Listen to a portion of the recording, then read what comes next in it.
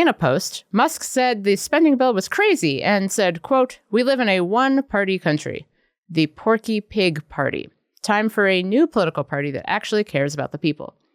Yes, the Porky Pig Party. Those are words that he typed and said, good. It's Wednesday, July 2nd. I'm Jane Coaston, and this is What A Day, the show that is not going to spend $250 to smell like President Donald Trump. His new fragrance, called Victory 4547, is supposed to represent, quote, winning, because nothing says winning like being the President of the United States and still feeling the need to sell cologne. On today's show, Elon Musk and Trump's bromance breakup continues, and a new study finds that shuttering USAID will result in the deaths of millions of people around the world. Good work, DOGE. But let's talk about the big Republican spending bill debacle disaster adventure. That's what we're calling it. On Tuesday morning, the Senate passed President Trump's spending bill after Vice President JD Vance arrived to break a 50-50 tie. And it's probably not a great sign for what this bill will actually do to America that this is how Alaska Republican Senator Lisa Murkowski responded to a question about voting for it. I advocated for my state's interests. I will continue to do that, and I will make no excuses for doing that. Do I like this bill? No, because I tried to take care of Alaska's interests. But I know that in many parts of the country, there are Americans that are not going to be advantaged by this bill. I don't like that. Feel the enthusiasm.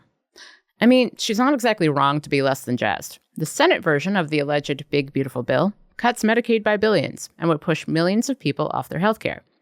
And setting aside healthcare for just a second, an estimate from researchers at Yale University shows that the bottom fifth of all earners would see their after-tax earnings decrease by 2.3% within the next decade because of this legislation.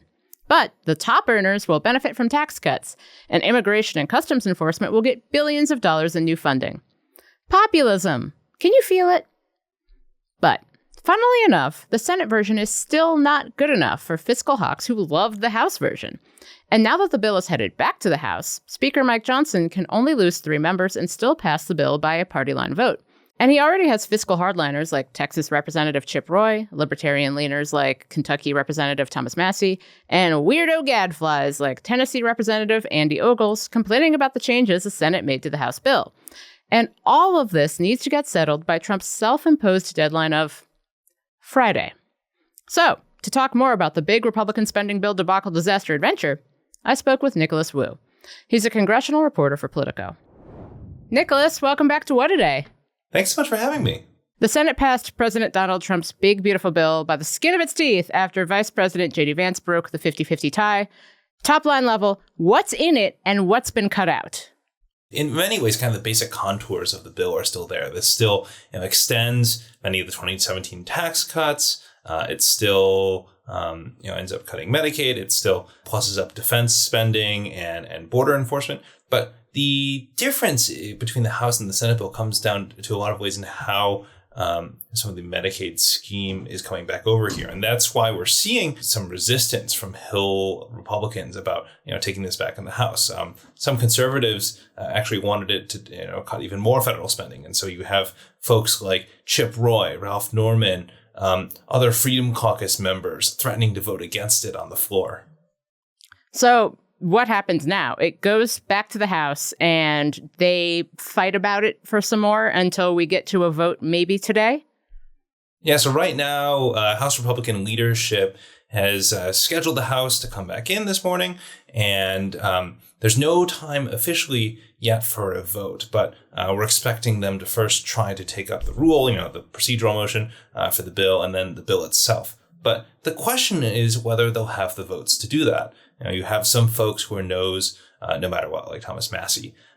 But folks like Chip Roy, others, these are folks that have caved in the past when they've registered objections. It's just a question of, how tough that opposition is this time around. Yeah, I have a couple of questions on that, but I want to go to your colleague reported that Alaska Senator Lisa Murkowski, whose yes vote allowed the bill to pass, said it was, quote, agonizing to vote yes, and that, quote, my hope is that the House is going to look at this and recognize that we're not there yet. While this is insane for Murkowski to say, is there any validity to her statement? Personally, I don't understand how the House doesn't just make everything worse. Yeah, the procedure here doesn't make a lot of sense. I mean, President Trump has this kind of self-imposed deadline for them to pass this and put it on his desk by July 4th.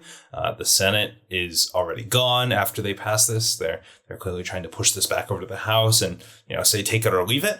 And, you have some members of the House who are thinking that they could do this. But this is a position that House Republican leadership has no desire to do. They don't want to, take up this bill again and make more changes because if as we've seen through this whole process, their margins are so small that if you tweak one thing, you could end up losing votes on one side, even as you pick up others. And so, the preference is for them just to pass all of this now rather than, draft it again, go to a conference committee, which would take even more time and might bleed even more support in the process.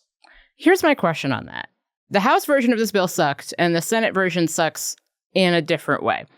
But Republican representatives, mainly the Freedom Caucus, are already mad about the Senate version, which seems to be making Speaker Mike Johnson nervous. There's a couple of things like, for instance, salt tax deductions. What will Johnson have to concede to get this thing done if they're getting a Senate version that the Freedom Caucus, which he had to try tooth and nail to get them on board the first time, is mad at? This is the problem for Speaker Johnson and Hill Republican leadership right now. They're kind of out of things to offer these guys that are in the bill itself because it's coming back over to the House. It can't really be changed to anything more. Anything else that has to be promised will have to come outside of it. So whether that's, for example, Speaker Johnson could propose they take up another piece of legislation. He could propose that, there's been talk among Republicans of trying to do another reconciliation package in the very last few months of this calendar year. It's kind of like if you remember a few years ago when Democrats did Build Back Better, you had similar groups of members who registered objections to, and then Speaker Pelosi found ways to dole out things to them to end up getting everyone back on board. Whether that was like a vote on like a fiscal commission or, any other sorts of giveaways outside of the bill.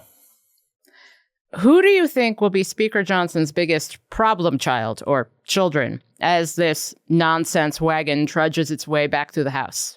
The biggest problem children right now might appear to be the Freedom Caucus, because those guys do seem right now to be dug in pretty hard against parts of the bill. They're concerned about how this is coming back to the House without, the level of spending cuts they'd send it over to the Senate with. They're accusing the Senate of violating the framework that they had come up with. And also, these are folks who are not necessarily as beholden to leadership in the first place. And so, as opposed to, you have moderate, some centrist Republicans in the House who have registered concerns about Medicaid, but, we have yet to see exactly how they're going to land on this.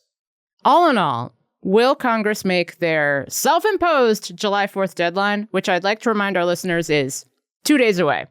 Or is there hope that millions of Americans will maintain access to health care because Chip Roy cannot be dealt with?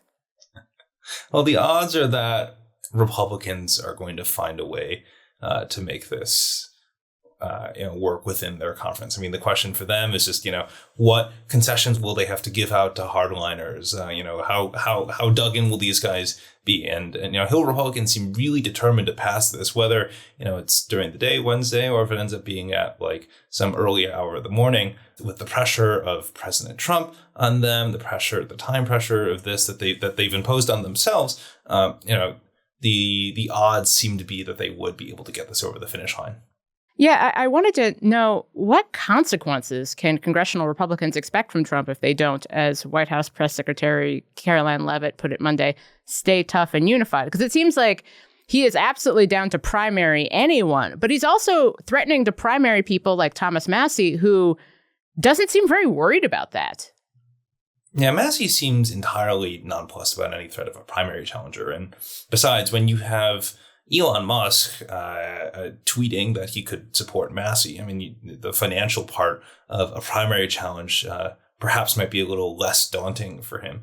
But as for other Republicans, I mean, we saw what happened with Senator Tillis and Congressman Don Bacon, both folks who had registered concerns about the big, beautiful bill as it was moving through the House and Senate. Both of them announced their retirements over the last few days. And so, I think there is a possibility that we could see some folks head for the exits rather than, decide to stick it out for longer and face the wrath of, a primary electorate that wants them to, stick to President Trump's agenda.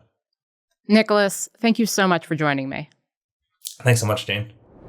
Following the news cycle during this flood the zone era can feel like garbage. But people like you tuning out is what the Trump media machine is counting on. On What A Day, we take this garbage fire of a timeline and compress it into something irreverent, engaging, and fast. Subscribe to our channel. It means you won't miss an episode, and it helps us out a lot. What A Day is brought to you by Bombas. Summer's moving fast. Don't let bad socks and blisters stop you in your tracks. Bombas makes socks, slides, and seamless essentials to keep up with however you pace your days. Running a marathon? Bombas makes socks for that, with sweat-wicking, blister-fighting, and impact cushioning built in. Just running errands? They've got pairs to elevate your look while keeping it so comfortable, with features like ultra-soft cotton and cushy footbeds. Plus, tagless tees and seamless, sweat-wicking underwear so good, you'll be wondering where it's been all your life. Best of all, they don't just feel good, they do good. One purchase equals one donated to someone who needs it. Neat, right? You can also order Bombas abroad. That's right. Along with the US, they now ship internationally to over 200 countries. My team is absolutely obsessed with Bombas socks, shirts, and slides. So head over to bombas.com and use code DAY for 20% off your first purchase. That's BOMBAS.com, code DAY at checkout. Headlines. I guess that's the concept. This is not a nice business. I guess that's the concept. If snakes are fast, but alligators are, we're going to teach them how to run away from an alligator, okay? If they escape prison. How to run away. Don't run in a straight line. Run like this. And you know what? Your chances go up about 1%. Yes, that was the President of the United States of America telling reporters how migrants trying to escape his new so-called Alligator Alcatraz detention center will need to run in a zigzag pattern to avoid the gators. President Donald Trump made the remarks on Tuesday as he headed off on a plane to the Florida Everglades detention facility. And if you want to see Trump make some weird motions with his hands to describe how migrants should run, head to our YouTube channel. Joined by MAGA lapdogs Florida Governor Ron DeSantis and Homeland Security Secretary Kristi Noem, Trump also spoke to reporters at the center about his goals. How many more facilities like this do you feel that the country needs in order to enact your agenda of mass deportations? Well, I think we'd like to see them in many states, really, many states. This one, I know Ron's doing a second one, at least a second one, and probably a couple of more. And, at some point, they might morph into a system where you're going to keep it for a long time. Great. Outside of Alligator Alcatraz, DeSantis, looking like a schoolboy begging for praise, said the facility was built in just a matter of days. The site can currently hold thousands in its dormitories, and Florida state officials say it could expand. As Trump and company flaunt and taunt the administration's newest immigration detention center, questions about its longevity, among other things, are swirling. As for what's next, DeSantis said the facility would be ready to hold people as soon as today. A reporter asked Trump an interesting question on Tuesday. Would he deport Elon Musk? I don't know. I think we'll have to take a look. We might have to put DOGE on Elon. You know what DOGE is? DOGE is the monster that might have to go back and eat Elon. Wouldn't that be terrible? Who had Trump basically threatening to deport Elon Musk on their 2025 bingo card. Trump was not messing around Tuesday while discussing Department of Government Efficiency mastermind and former first buddy, Elon Musk. The vitriol and everyone's favorite breakup to watch reignited when Musk got on Twitter to attack Trump's big, beautiful bill in a barrage of tweets that was reminiscent of Musk's previous rampage, where he called the legislation a, quote, disgusting abomination. The one thing Elon and I can agree on. Just the one. In a post, Musk said the spending bill was crazy and said, quote, we live in a one-party country, the Porky Pig Party. Time for a new political party that actually cares about the people. Yes, the Porky Pig Party. Those are words that he typed and said, good. Trump naturally commented on the feud when talking to reporters Tuesday. Elon's very upset that the EV mandate is going to be terminated. And you know what? When you look at it, not everybody wants an electric car. I don't want an electric car. I want to have maybe gasoline, maybe electric, maybe a hybrid, maybe someday a hydrogen. If you have a hydrogen car, it has one problem. It blows up, you know? What? Anyway, can't wait to see the Elon sucks bumper sticker on his Tesla. Chair, would the Fed have cut more by now if it weren't for the tariffs? So I think that's right. In effect, we went on hold when we saw the size of the tariffs and essentially all inflation forecasts for the United States went up materially as a consequence of the tariffs. So we didn't overreact. In fact, we didn't react at all. We're simply taking some time. Federal Reserve Chairman Jerome Powell said Tuesday that President Trump's tariff wars pretty much forced the Fed's hand and stopped it from cutting interest rates. Powell made the comments at the European Central Bank's annual conference. He said any decision on rate changes would be contingent on what happens next, and that members of the committee that sets interest rates expect to cut this year. Trump has repeatedly complained about Powell's wait-and-see approach, calling him Mr. Too Late and Jerome Too Late Powell. Creative. In an open letter to Powell, the president made a sophisticated demand of the Fed, writing, quote, "You should lower the rate by a lot." Powell's term as Fed chair is set to end next year. And according to the Wall Street Journal, Trump is thinking about announcing Powell's successor much earlier than usual in order to undermine him. Just call him Donald Too Early Trump. If you've got an apple and it's got a worm in it, maybe you can take the worm out. But if you've got actually just a ball of worms, it's hopeless.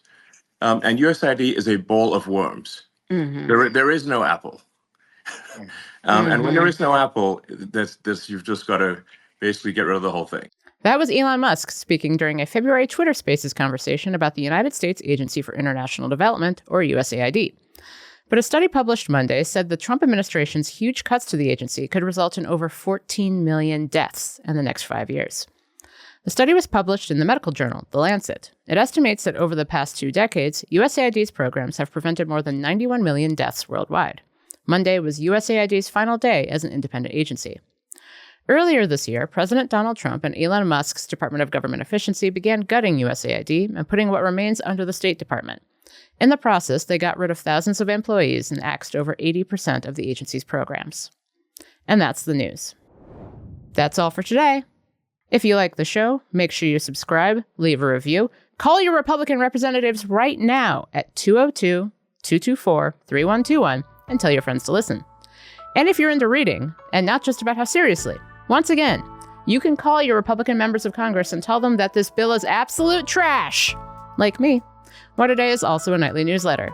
Check it out and subscribe at crooked.com/subscribe. I'm Jane Coaston, and get on the phone!